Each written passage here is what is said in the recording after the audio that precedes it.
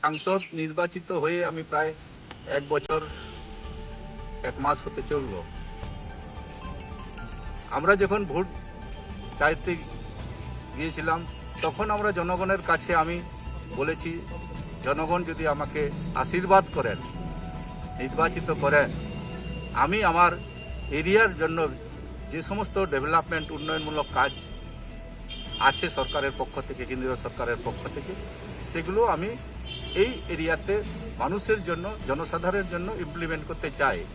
এই জন্য আমাদের এমপি ল্যাড মানে member of parliament area development fund আছে, আমাদের হিসাবে বছরে 5 কোটি টাকা দেওয়া হয়। আমরা দেখেছি আগের এমপি উমা সোরেন 5 বছর উনি অতিক্রান্ত করেছিলেন, 5 বছর উনি 25 কোটি টাকা অ্যালটমেন্ট পেয়েছিলেন, কিন্তু উনি 5 বছরের মাত্র 10 কোটি টাকার প্রজেক্ট উনি কেন্দ্রীয় সরকারের কাছে পাঠিয়েছিলেন। এই জন্য 25 কোটি টাকা যেটা প্রাপ্য, তার থেকে মাত্র উনি 10 কোটি টাকা কেন্দ্রীয় সরকার রিলিজ করেছে, কিন্তু সেই 10 কোটি টাকা উনি খরচ করতে পারেননি। 5 কোটির কাছাকাছি উনি খরচ করেছেন, 5 কোটি টাকা এখনো পড়ে আছে। কিন্তু আমি সাংসদ নির্বাচিত হয়ে প্রথম ক্ষেপে যেটা আমি 2.5 কোটি টাকা পাই, সেটা কিন্তু ডিসেম্বর মাসে টাকাটা ঢুকে গেছে। ডিসেম্বর থেকে আজ পর্যন্ত হলো প্রায় 6 মাস অতিক্রান্ত হয়ে গেছে, কিন্তু 6 মাসেও 6 টাকারও কাজ হয়নি।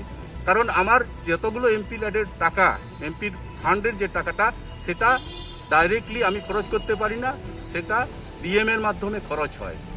কিন্তু আজ পর্যন্ত ডিএম উনি বলছেন টেন্ডার হয়ে গেছে।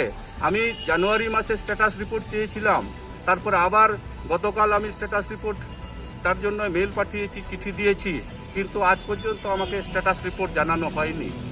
জনগণরা যারা কাজের জন্য আমাকে পাঠিয়েছে, সেই কাজই আমি করতে চাইছি, কিন্তু আমাদের এই অ্যাডমিনিস্ট্রেশন পক্ষ থেকে, বিশেষ করে আমি ডিএমকেই বলবো, ডিএম সেই কাজে অন্তরায় হয়ে দাঁড়িয়েছেন। এই জন্য আজকে আমি এই রাস্তায় নামতে